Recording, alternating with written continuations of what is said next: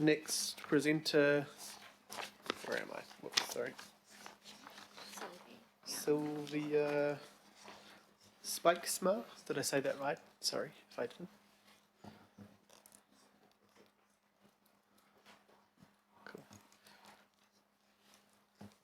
Hi, and I just only have one name here, so if you could introduce yourselves, that'd be perfect. Thank you. Kia ora, my name is Sylvia Spijksma, and this is Libby Burgess. Ko Libby Burgess tōku ingoa. I'm here speaking on behalf of a number of people. I'm really grateful that we're able to speak at this hearing. When I say we, this is as in the people of Avondale that are currently involved in protecting what is left over from a significant ecological site of native trees in Canal Road. There's a few people that were wanting to be here as well. Steve Abel, who is one of the people vigilant of the site, who is climbing the tree right now. There is William Lee, who's been climbing the trees. These people are risking trespassing orders in order to protect those trees. I'm also speaking on behalf of the more than 4,500 signatories of the Save the Canal Road Trees petition. Also speaking on behalf of the future residents of the apartment block being built opposite this site. And speaking on behalf of the current and future residents of our Avondale Rosebank neighborhood. As a community, we feel that we have tried really hard to work through the available channels to advocate for the acquisition of this significant ecological site. But we feel we haven't been heard for the last 3 years. We are hopeful that we now will be heard and that action will be taken. This site, which until recently was home to 46 native trees, has not lost a number of trees to the chop. We are determined to protect the trees that remain standing. The sale of these sections has meanwhile fallen through, as you've learned. This brings a renewed opportunity for the Council to live up to its policies, strategies and declarations. I'm hereby referring to the Urban Aheri Strategy, the Auckland Climate Action Framework, which should be at the forefront of every decision made in Council, the FAO Local Board Plan, the outcomes of well-planned towns, facilities and housing, enhanced natural environment. Our vision is that our communities help to protect and enhance its environment. This plan was made in 2017 under the chair, Tracy Mulholland. Our heritage is known, protected, and the stories are shared. We will work with others to support the preservation of our heritage as much as possible. It seems laughable if it weren't so sad.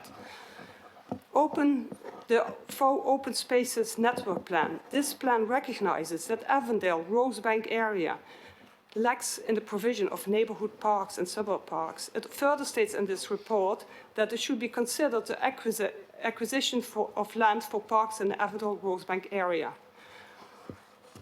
I also refer to Our Future Avondale document, which is a vision and design principles document done by the communities of Avondale.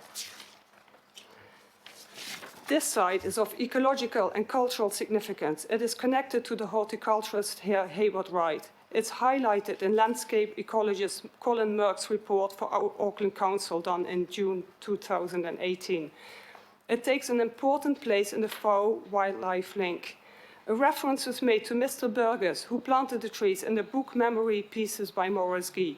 In the recent community vision document, it's also clear evident that people value the natural environment, horticultural history, and mature trees in our neighborhood.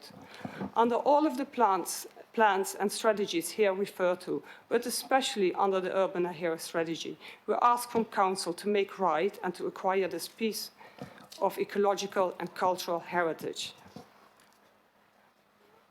Additionally, Auckland Council promised compensation for the 3 notable pecan trees that were taken down due to a council error. Phil Goff received a plaque with the number of the tree, like a big slab of wood from that actual tree. We feel the time is right to make this promise happen. If the strategies and reasoning above are not enough to convince the governing body of the need to acquire this piece of land with its rare native trees, bird insect population, its ability to sequester carbon, its contribution to the well-being of a resident, then we propose that what we believe is the cost-neutral solution that the Tree Council mentioned prior. Thank you. Tina Thank you very koutou katoa. I mentioned my name, Libby Burgess, and Would you be able to just, thank there you. you go. It was my grandfather, Walter Nielsen Burgess, who planted these trees from 1924 onwards until we sold the property there in 1960. Then my father, Gordon Burgess, engaged with the council as well in an attempt to protect those trees, but unsuccessfully, until he died in the year 2000. But these were planted as a legacy for future generations, and they've been part of our family history, and we have believed that they were protected. They're in family albums as Walter's legacy, but sadly that's not the case. We didn't manage to achieve that legally. The trees are being felled as we speak this morning. Steve is up a tree and trying to protect a puriri that's had 3 of 4 branches cut. It is a tragedy and it is a travesty. Really, it has been said, but if the council's serious about the urban ngāhere strategy, mature trees such as these must be included even when they're on private land. So the strategy mentions that 61% of urban ngāhere is on privately owned land, that size matters, and that engagement is really important. So we think there still is an opportunity for this. It's taken 100 years and for many trees more than this to grow, and it takes a couple of hours to fell them. Large native trees are vital in preserving native biodiversity in our city. These trees are valued by locals. They're part of a tree walk and a green corridor of native species. They have huge ecological, cultural and heritage value, and I just challenge you, as others have, to step up, take responsibility, find a solution, act now to save those remaining taonga trees. We've talked about a complex solution and perhaps a simpler land swap solution, but what is needed is engagement now with the Raymond family that owns it and doesn't have a sale in progress. And that's my challenge to you today. So, ngā mihi nui kia koutou.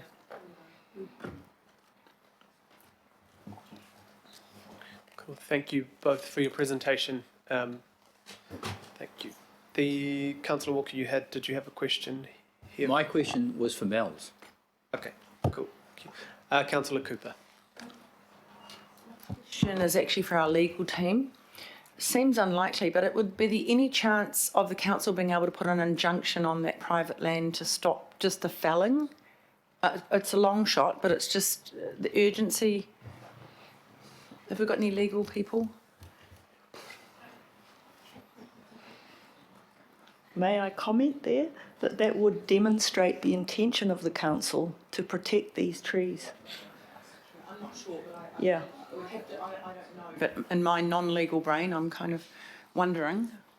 It's the only thing that seems to have urgency, through you, Mr. Chair.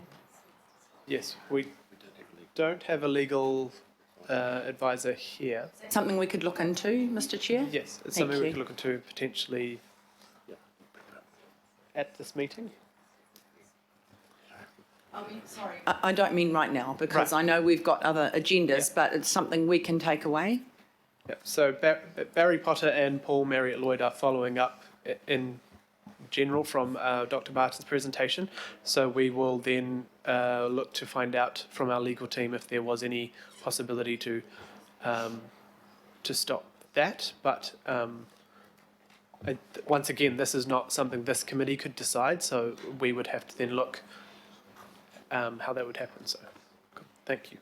Thanks for that. That is a significant indication that we could take back to the site and to the family that now owns that land. Not promising, we just No need to know if promises, it's but possible. But looking into it, you know, with a desire to save the trees, in fact, and to find a solution. So So I wouldn't want to give false premise that Sure. could happen, but we will get the advice, and somehow we have your details now and Dr. Barton's, and if there is something that we can find out today or tomorrow, we will send you that information. So Right. thank you. Councillor Coon, Deputy Chair. Thank you, Tēnā kouroa. Thank you for coming along. I appreciate you're not here acting for the seller of the site, but thank you for sharing your family history and the Avondale residents' relationship with this site. I just wondered, in terms of looking at it in the the way in which the site has the trees and still quite a lot of open space. Do you, in your view, know if it's potentially could still be developed, but with the trees intact, so it could be an attractive site for development without it actually all having to become a reserve? And do you know if there's any discussions with potential purchasers who would look to take it on as a package? Certainly not aware of any such discussions, but something that Steve mentioned this morning as he was actually up a tree was that the trees around the boundary remain and that might be a possibility. So that would also be something that would be worth investigating, because there's such value in that sort of tree that you would think a developer with the sensitive intentions would potentially see that as something really that enhanced the site rather than reduced its value. I can confirm that discussion has been had with a local urban designer, and she said it's totally possible to develop that site around the trees. It's just developers need to change their mindset of wanting to work with empty sites. It's totally possible, and it would add value to whatever is built there. Thank you. Are there any other questions? Well, thank you very much, Libya, Sylvia, and we will thank you and would like to move the public input. Councillor Coombe, my seconder. Councillor Cooper. All those in favour? Aye. And those against? One. Thank you very much. There was a declined request. It was Steve Abel, who was out of time when he applied to speak. There were also two, as we've seen, presentations on the site, and also he's currently up a tree. So, but that probably says more words than presenting here today. So thank you very much to those who have spoken in our public input.